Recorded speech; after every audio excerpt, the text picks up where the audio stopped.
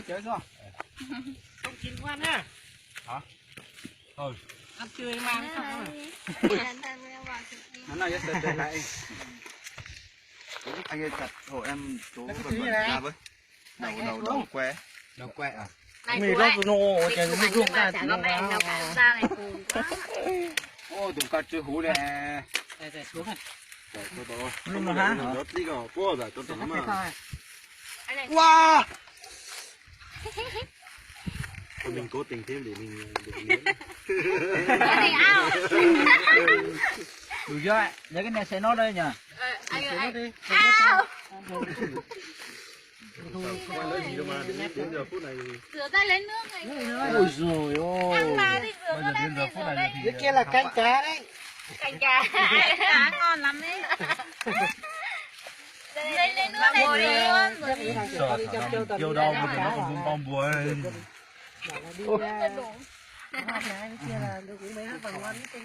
Rồi, ngày xưa bé bé em còn đi tắm nước còn bẩn hơn thế này. không biết làm phải hiểu không? Đúng rồi. Nè à. Là cho bà hết cái này ơi. Hay chị đi hỗ trợ cho nó. Mình đi tắm ao phước làm cá thế này. Thế mới bảo là ngày xưa cá cũng nóng lắm. Chả làm được gì luôn. Kìa, dịch ra đi. Wow. Để đăng ký rồi nữa. Đúng rồi, tí nữa mình chọn. Nó giật ha. Nó thay mình à. Cô ta nó cũng nói tới rồi thì cũng nói. Chẳng có muốn. Đây, thua sao mà con.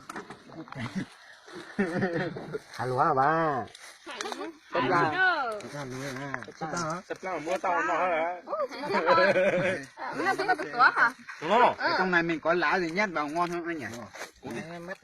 Tao lại Tao không mua lá với mật gì đó. Là chay, ít tỏi. Ít vào mà. Ngon ấy, thơm ấy. Anh Thái. Cái này cơ. Cố tính thật rồi. Này chưa chín sao không? Đã được. Đây. Ăn được chất. Đến giờ phút này thì bảo mình Cái này nhớ phải lại. dùng dao thôi. Mình nhớ lại mình không Ui, nóng. cho nó mà cắt được teo. Ô, cho nó mà chín rồi, cho nó là chú là bẻ lấu chân thịt thai đó mà. Cho nó mà chín lại. Mình nghĩ cái việc này chưa chín. Để rau xay đi bóng tay hả? Được rồi, hay dịch đây. Anh em. Sao bảo là lau lên cái quần này nữa đi. Không, không phải rồi. Có giấy. Bỏ. Ui, chả nói em cái chiều chú luôn. Đó, tao hỏi. Ôi giời.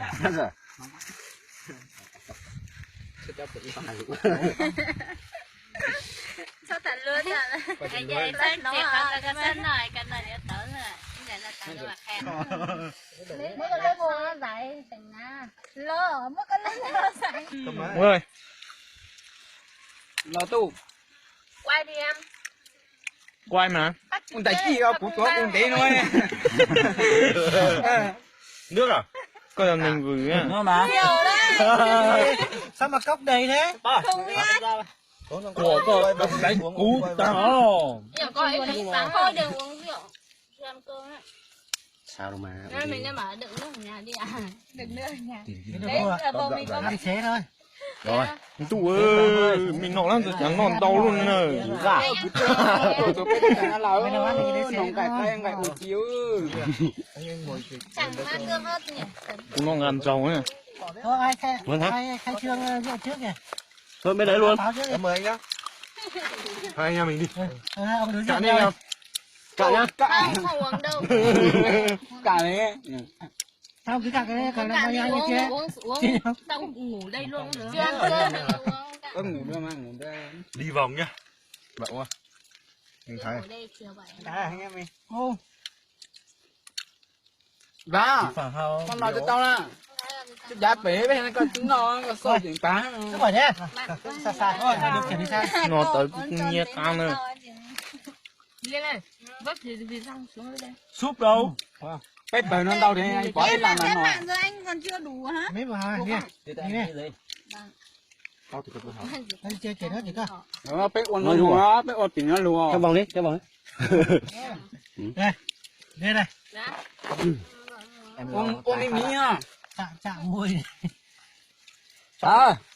Tôi còn hả? Mày nó xử lý con nó. Cho vòng. cú xong tới ít tủ có lên nô đấy là bao người nhớ có thể tất cả uống à anh em rồi vậy mày tao cú máy tay cú khẩu này nhà không có lo anh đâu em Ê, đó hóng mà ai đây kia tự lấy giấy nha không phải nào chưa giấy liệu đó chỉ lấy đâu thế nó nòng cái ôi chưa? thay con được không Dù hay là quay á? chả đang quay đấy có dừng đâu anh Thư chú có sang lên Quay đây. của bữa học chứ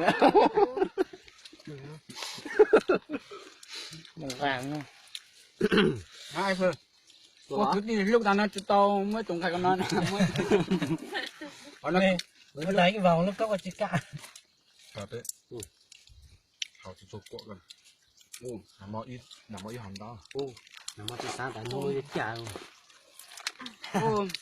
ai đâu tại sao để nó có sự đa nó chỉ họ chơi trước cái để như họ phá chơi là có tổ xe có tổ xe tụi tao ha ô hạt chi nó phải xếp cái đúng cầu thêm tè ta tới nó sư tôi đã chỉ lên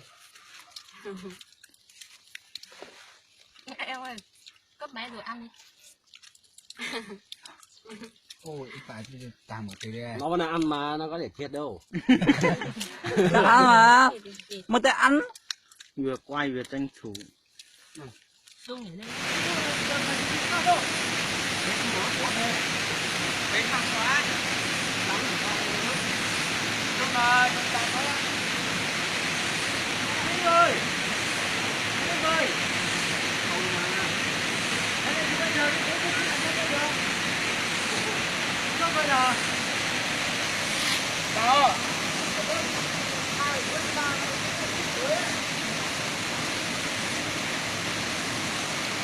chào xe ơi cô ơi ya mong tu con拿纸你给我拉lên da giá rồi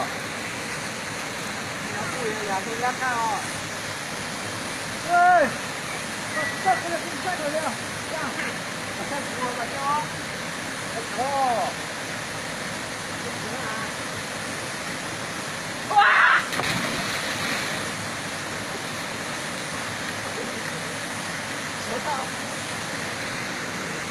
gì muốn nó tôi muốn la là nơi Giao thôi. Ra, phải con ra đúng không?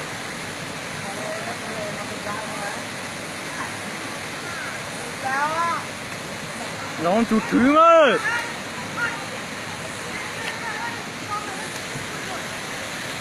giống cậu kia tiền ơi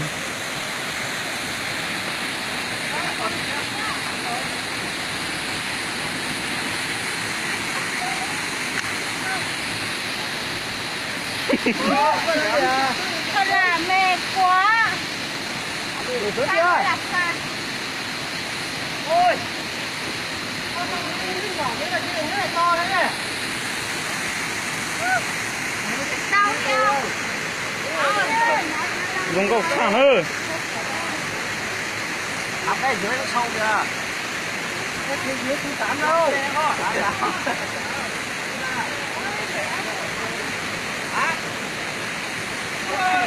không ăn đâu rồi đâu đi là bó lấy chứ là nơi đi có tiền một trăm mấy tao điện thoại đây đi ở đâu cha mong tu ơi cảm ơn thôi cởi hết quần áo đi Học cái dưới nó sướng kìa.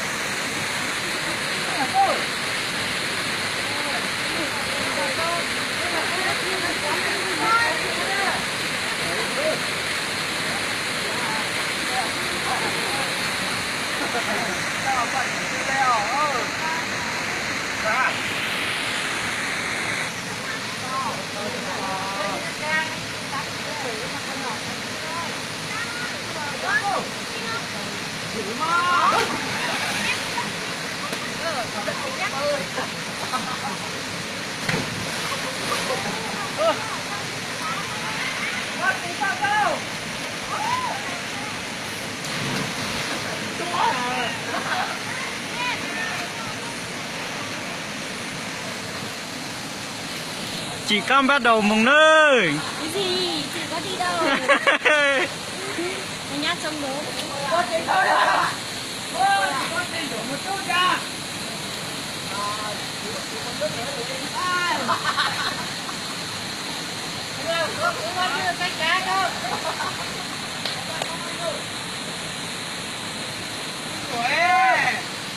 Không mặc quần đùi phí nhờ.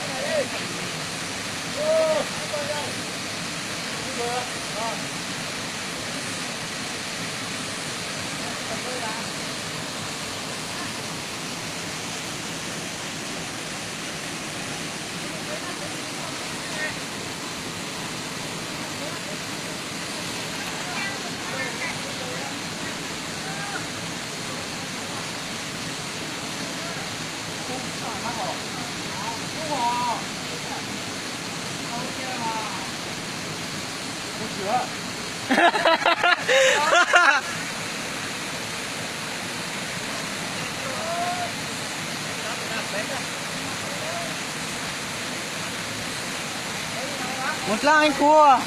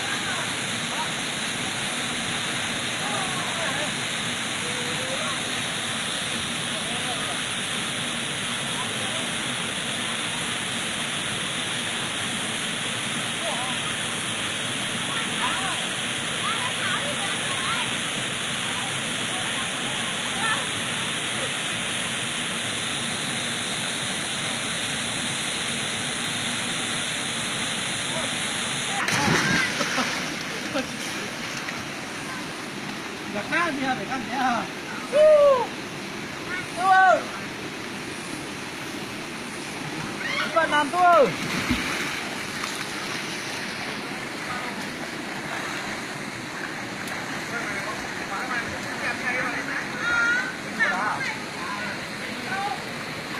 Lúc đầu chẳng định ở đây.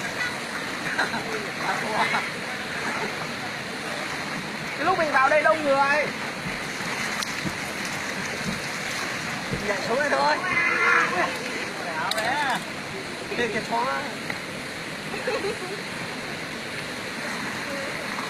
Không biết rồi. Nhưng còn nhau nó thắt. Cứ cho thai à? Cái cao các thầy đi ra.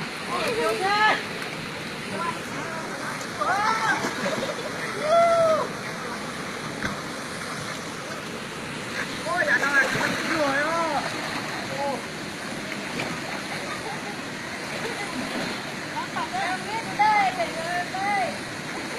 Tắm vào tháng. Ôi nhỉ. Vẫn nó không chết được.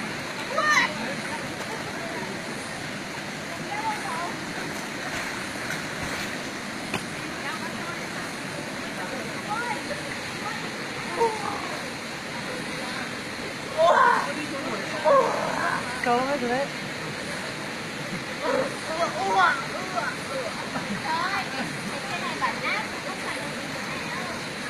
Cái bên này nó không sạch mà cái đấy là cái đấy đang 80 đúng không?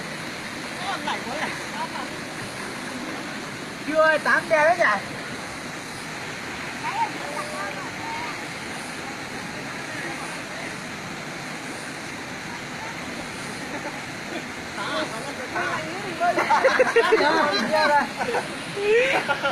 wow cái điều có khỏi là quá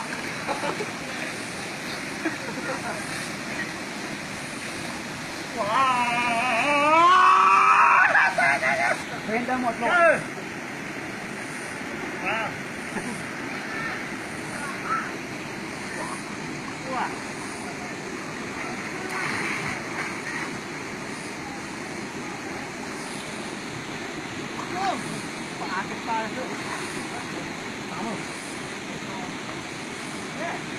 ô sẽ có cái tàu